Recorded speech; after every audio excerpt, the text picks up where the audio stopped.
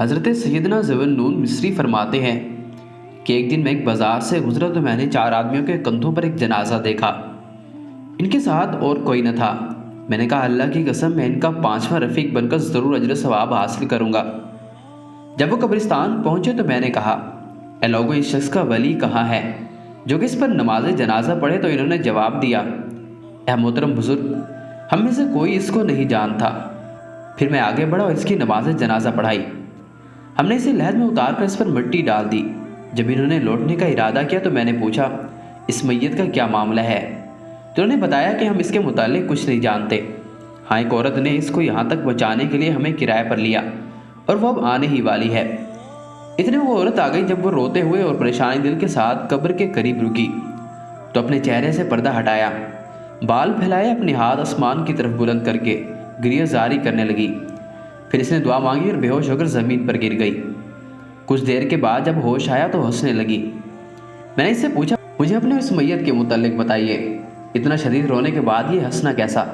تو اس نے مجھ سے پوچھا آپ کون ہیں؟ میں نے جواب دیا ذوالنون۔ تو وہ کہنے لگے اللہ کی قسم اگر آپ صالحین میں سے نہ ہوتے تو میں آپ کو کبھی نہ بتاتی کہ میرا بیٹا اور میری آنکھوں کی ٹھنڈک ہے۔ یہ اپنی جوانی کو ضائع کرتا اور فخریہ لباس پہنا کرتا۔ کوئی برائی ایسی نہیں تھی جس کا اس نے ارتکاب نہ کیا ہو، اور کوئی گناہ ایسا نہیں جسے کرنے کی اس نے کوشش نہ کی ہو۔ اس کے گناہوں کو جاننے والے مولا نے اس گناہوں کی سزا یہ دی کہ ایک دن اسے شدید درد ہوا جو 3 دن رہا۔ جب اس کو اپنی موت کا یقین ہو گیا تو کہنے لگا اے میری ماں، میں تجھے اللہ کا واسطہ دیتا ہوں میری وصیت قبول کرنا۔ جب میں مر جاؤں تو میری موت کی خبر میرے دوستوں، بھائیوں، گھر والوں اور پڑوسیوں میں سے کسی کو نہ دے دینا، کیونکہ وہ میرے برے افعال، گناہوں کی کثرت اور جہالت کی وجہ سے مجھ پر رحم نہیں کریں گے۔ پھر اس نے روتے ہوئے یہ اشعار پڑھے میرے گناہوں نے مجھے نماز روزے سے غافل کر دیا۔ میں نے اپنے جسم کو اتنا علیل و کمزور کر دیا کہ وہ موت سے پہلے ہی مر چکا ہے۔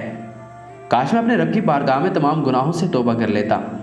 اے میرے معبود وسیع بیابان، میں تیرا یہ بندہ حیرت زدہ ہے۔ میرے عیوب سب پر ظاہر ہو گئے، گناہوں نے میری کمر توڑ ڈالی، میری برائیاں بہت اور نیکیاں برباد ہو چکی ہیں۔ پھر وہ روتے ہوئے کہنے لگا ہے میری ماں، افسوس ہے اس پر کہ میں اللہ عز و جل کے نافرمانوں میں سے حد سے بڑھ گیا۔ افسوس اس دل پر جسے میں سخت کرتا رہا۔ میری ماں، تجھے اللہ کی قسم جب میں مر جاؤں تو میرے رخسار کو زمین اور مٹی پر رکھ کر میرے دوسرے رخسار پر اپنا قدم رکھ دینا اور کہنا کہ یہ جزا ہے اس بندے کی جس نے اپنے مولا کی نافرمانی و مخالفت کی، اس کے حکم کو ترک کیا، اپنی خواہش کے پیچھے چلا۔ جب آپ مجھے دفن کر لیں تو اپنے ہاتھوں کو اللہ جل کی بارگاہ میں بلند کر کر کہنا کہ میں اس سے راضی ہوں، تو بھی اس سے راضی ہو جا۔ جب یہ مرا تو میں نے اس کی تمام وصیتوں کو پورا کیا۔ اور جب میں نے اپنا سر آسمان کی طرف اٹھایا تو مجھے ایک آواز سنائی دی اور میری ماں اب لوٹ جا، میں اپنے رب کے حضور اس حال میں آیا ہوں کہ وہ مجھ پر ناراض نہ تھا۔ جب میں نے یہ آواز سنی تو مسکرانے لگی۔